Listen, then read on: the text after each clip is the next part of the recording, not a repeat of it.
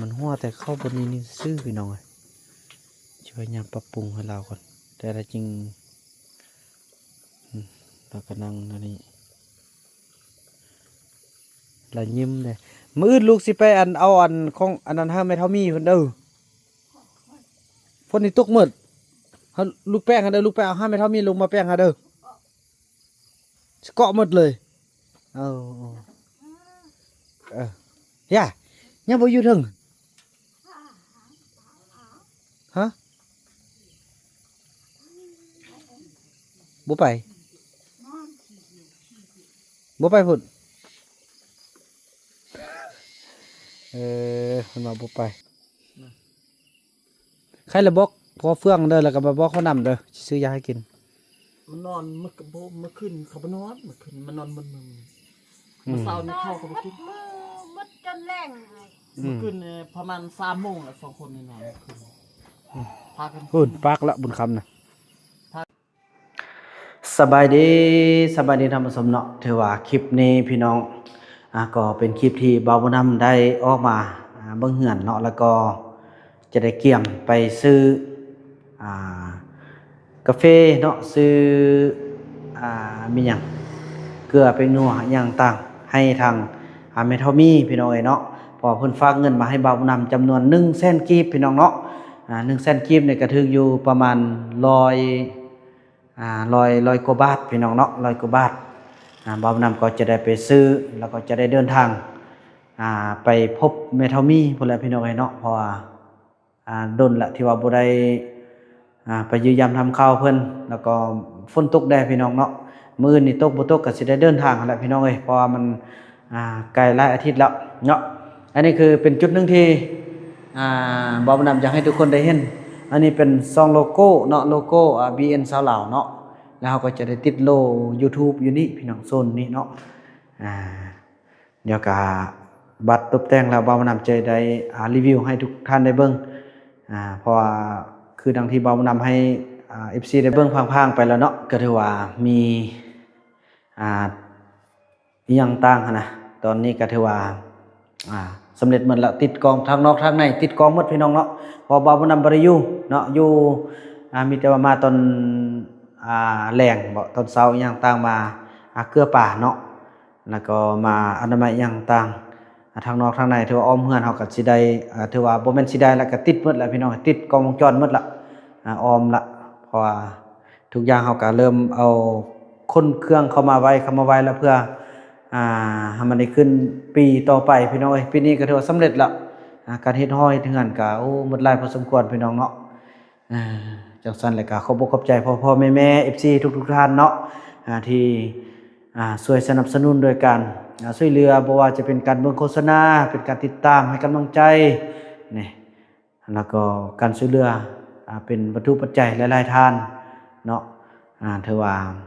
ขอบอกขอบใจทุกท่านบ่าวบุญนำกาสาวนกก็สิบ่ได้ลืมบุญคุณของท่านจะจดจำไปชั่วจนสิ้นลมหายใจพุ่นแหละพี่น้องเอ้ยเนาะ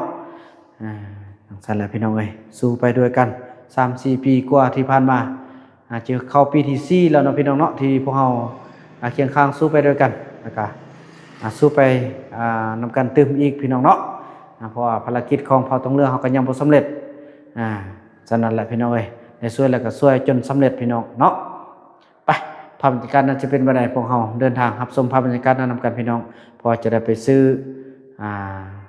อย่างต่างแล้วก็เกี่ยมเดินทางไปหาแม่เฒ่ามีในมื้ออื่นพี่น้องเนาะไปพี่น้องเอ้ยพี่น้องเอ้ยแล้วเฮาก็ได้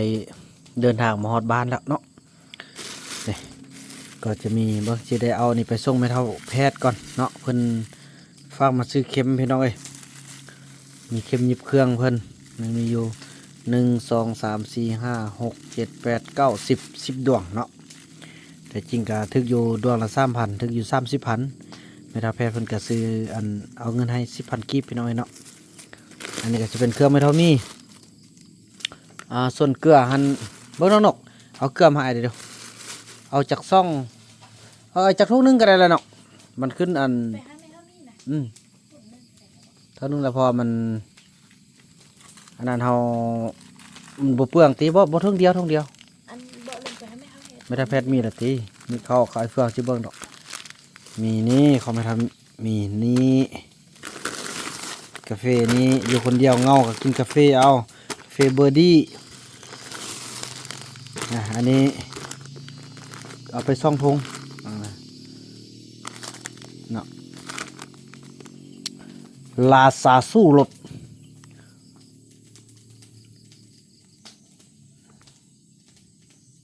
พงสุรสแท้เนาะพี่น้อยแล้วก็ไทยสู้รถตราธาตุเอาซ่องอันนี้แหละเอาไปซ่องอันเอาเพราะว่าจะได้ใส่ลายแดงแล้วก็อย่าสูบนี้แท้จริงกับเพิ่นฟังเงินมาแซนกีบเนาะถึงอยู่100 กว่าบาทแต่อันนี้ก็ถึงอยู่70,000ละพี่น้องเอ้ยเนาะถึงอยู่ร้อยกว่าบาทละนี่นะ100 กว่าบาทแล้วก็บวกเป็นน้อยยังต่างกันถือว่าเกินเอาละอันนี้ก็50,000ละก็เอาได้ไปช่วยเพิ่นบ่แม่นไปสร้างจังซี่ได้พี่น้องบ่อยากส่งเสริมดอกแต่ก็คือว่าเนี่ยของฝากของตอนที่ว่าเพิ่นฝากนำเฮาเนาะโดนๆไปเทื่อนึงเพิ่นเอาไว้ไล่ยุงไล่หินอยู่ป่าอยู่คนเดียวพี่น้องเอ้ยเนาะอันนี้เป็นของแม่เฒ่ามีไปอันนี้ก็สิแม่นไปส่งแม่เฒ่าแพทย์ก่อนพี่น้องเอ้ยไปเดินทางไปส่งแม่เฒ่าแพทย์กันพี่น้อง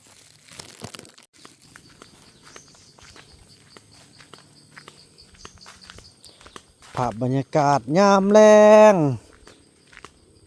มักกะบกก็เริ่มล้นบุมบัมแล้วคุณ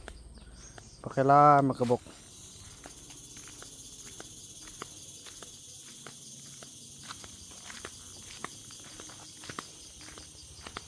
ไม่เราแพทย์เพิ่นครับดีใจเด้พี่น้องอยู่ทางรุ่มนี่ก็จัดการว่าเรื่อง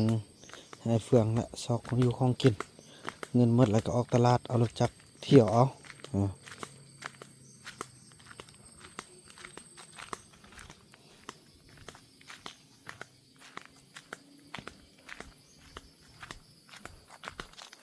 มื้อนี้ก็จะมีนักท่องเที่ยวมาแต่จีนพี่น้องเอ้ย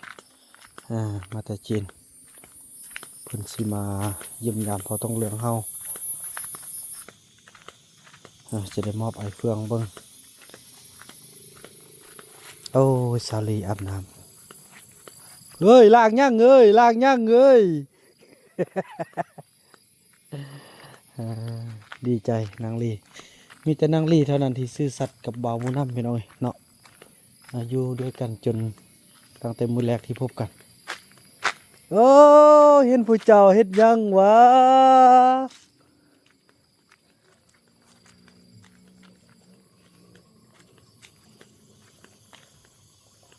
ไอ้เฟืองเฮ้อบนุ่งเครื่องเอาอันนี้อย่าไปนุ่งเครื่องเปียกนะนี่เฮ้ยสลีอาบน้ำแล้วเฮ้ยถ้าแพทย์เห็นบ่เข้มแม่นบ่แม่นแหละนี่เขากินมันกะกินอยู่นี่ได้แล้วเนาะได้แล้วเบิ่งมันจีเบิ่งวิธีอันบอนชีอันนั้นก่อนปลุกเงินให้เพิ่นก่อน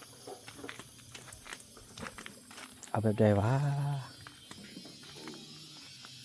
อันนี้บ่แปลงให้เราหน่อย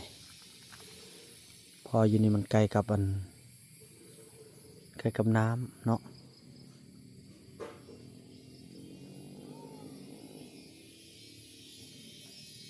โอ้นางติ๊กเอ้ยแม่ความพ่อแม่สู้นะสู้แท้สู้ว่ะมีห้อมีเงินสุดท้ายมาไปวับอยู่ก็อยู่บ่อยู่ก็ยาบ่เกี่ยวเนาะฮอดมือมันหนักสิมาทุกอย่างไปตามเวลาก็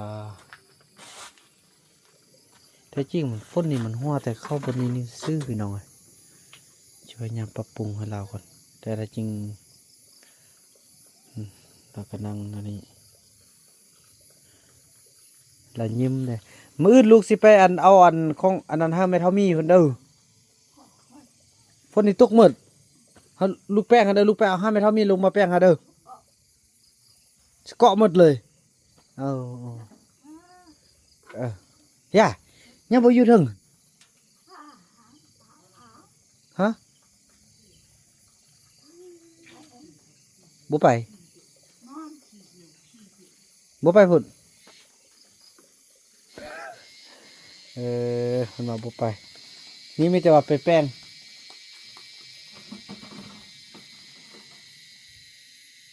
แข่งกับเบ้งเยอะแล้วเด้เนาะเอาน้ำมันคิดออกตลอดเนาะปิดได้บ่อย น่ะ ได้โอ้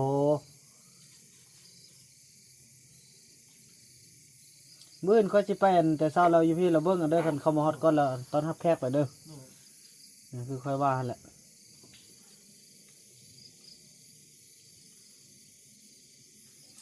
อืมดินอันเบื้องใดดินน่ะ เบิ่งนี่เบิ่งยาวเบิ่งนี่มันบ่ได้ กระดุกมีอยู่บ่ มีกระดูกนั่นนั่น สว่าแข้งเงี้ยวก็เบิ่งนั้นเนาะ มันเยอะตัวนี้นะ เออ แต่ตัวนี้แทบดีตัวนี้มันตัดแล้วได้ก็ได้ทั้งนี้มันเป็นนังการเอาเบิ่งนี่เป็น ว่าค่อยจับได้ไหมเฮ็ดซะได้ไหมมัน เบิ่งนี่แทบมันดิ้นมันบ่ได้นะเข่งตัวนี้นะตัวนี้เข่ง ว่าซะได้ก็ โอ้ย เห็นค่อย เพิ่นเฮ็ดเพิ่นบ่อันเห็นขึ้นค่อยอันไอ้บุญคำพี่น้อยเด้อบัดนั้นลูกมาแป้งหาเด้อพี่น้องไอ้สิจัดการเบิ่งแป้งบนอยู่บนนอนให้เราตึมก่อน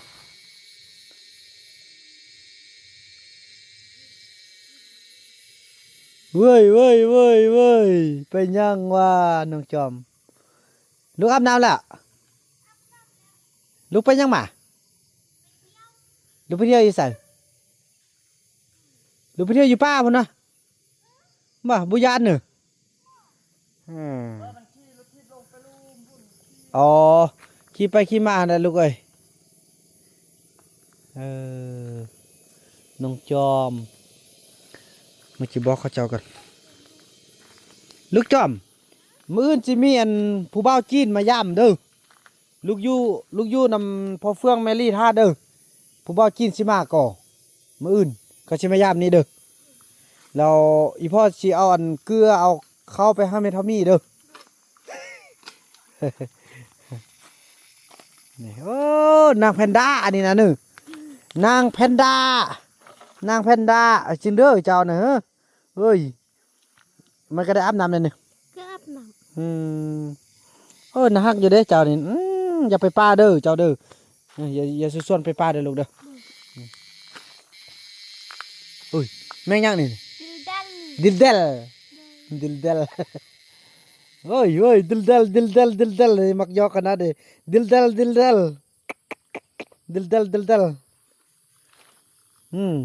โอ้ยตุยขนาดเด้หุ่นหนออึ้งลึงเลยนะเป่าทองใหญ่ก็รอเจ้านี่นะฮะนั่นนี่โอ้อยู่บ้านอยู่เมืองนี่ผู้ดีผู้งามเนี่ยนี่โอ้นี่เฮ้ยน่าฮักอยู่นั่นนี่เนี่ยตัวแม่ตัวผู้ตัวแม่เนาะ ตัวแม่ โอ้ยมันอยากให้อุ้มอ่ะอุ้มดังซะอยู่น้ำเอื้อยเฮ้ยมังจีซอกอันบัดกำมาก็แล้วภารกิจอันของอันแม่เท่ามีก็สิปลุกเฮือนให้อันแม่เท่าแพทย์ตึมเนาะซอกปลุกบอนอันมันนั่นก่อน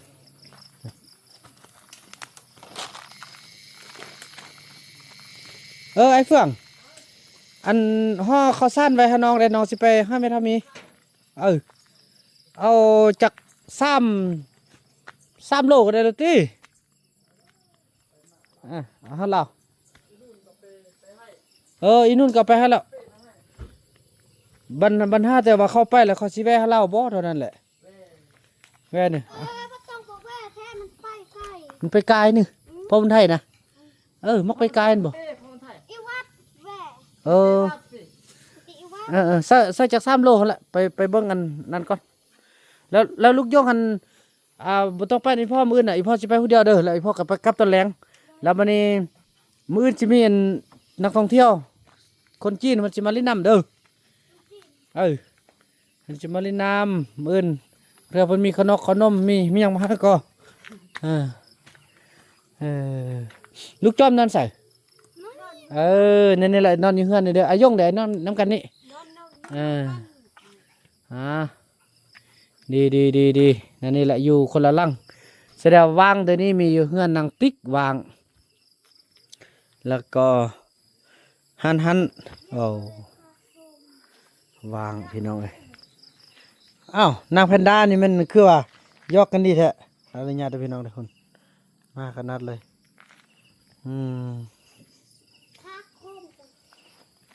เอ้ยนางแพนด้าน้อยนางแพนด้าน้อยพยายามให้มันอยู่ล่างก็ได้บัดมันยังนั่นได้มันก็เล่นขึ้นได้เนาะมีแต่ว่าเดี๋ยวละคนสี่หามือเลยจิลมล้าวคันว่าคำน้อยคันว่าอยากให้คำน้อยมาเจี้ยก็จะไปซอก5คำน้อยมาบัดนี้คันถ้าน้องนกก็ขึ้นผู้บ่ได้ขึ้นได้แต่มันสิเจี้ยลงบ่ได้หั่นมันบนบ่คือแปรเครื่องได้เนาะมันเป็นนั่นน่ะแต่ประมาณ18 โลนั่นแหละ7-8 โลสาวปลายมันสาวปลายสักคม โดยเลยลูกสักคมลาวามาให้ลูกชายเป็นเสียไปเอาอยู่พุ่นนะไปเอามีแต่ไปหาเขาอีติ๊กเบิ่งแล้วก็คำน้อยในส่วนมาอยู่ดอกคำน้อยนะดีคิดก็มาเอามันสิมาก็ยามันบ่มาก็แต่มันคันมาก็ดีบ่มาก็ยาอีติ๊กนะกลับมาสอบปู่นี่พี่เด็กถ้ามันไปอิ่มจนมันมาผู้เดียวแหละอีติ๊กนะขึ้นฮอดบุญรอดเนาะจักจ้อยตอนนี้ปากได้แล้วจะหักจะประตุ้ยโจ้ไม่ยากลูกโคมเป็นไข่อันนี้มันขึ้นบลับนะบ่แม่คิงบางหอหันไอ้ขึ้นกกไม่หันปั๊มนินกลับมามันนี่มันไม่บ่กินข้าวหากินตอนแรกกินข้าวไม่อย่าเบิ่งตุ่มยานให้ลูกกินได้ใครละบอกพอเฟื่องเด้อแล้วก็บ่บอกเขานำเด้อซื้อยาให้กินมันนอนมันขึ้นเขาบ่นอนมันขึ้นมันนอนมึนมันเช้านี่เข้าก็บ่กินมัดจนแรงมันขึ้นประมาณ3 โมงแล้ว2 คนนี่นอนขึ้นพากันขึ้นปักละบุญคำน่ะพากันขึ้นตัดไม้ลงขึ้นคอยว่าเพิ่นขึ้นอย่าขึ้นกลางคืนลูกยันตกตกแดดมันขึ้น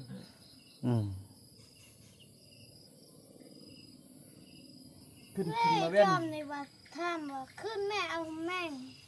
ขึ้นตกเองมันน่าต้องขึ้นลาวบ่ขึ้นเป็นหน้าตกเองตกลาวจะตกหน้าต้องขึ้นสร้างเลี้ยงลูกละเด้สร้างนุ่งเพิ่นเพิ่นให้ลูกแล้วเอื้ออีหลีเฮานี่นะเป็นสะเด้อว้า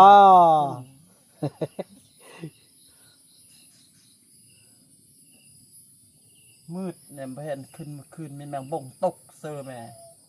คือมันว่านี่คือกายตะคนพอไปยันหันกกแม่กงปั๊บเอาคิดมันแมงอันนั้นตกปุ๊บแมงบ่งตักยัง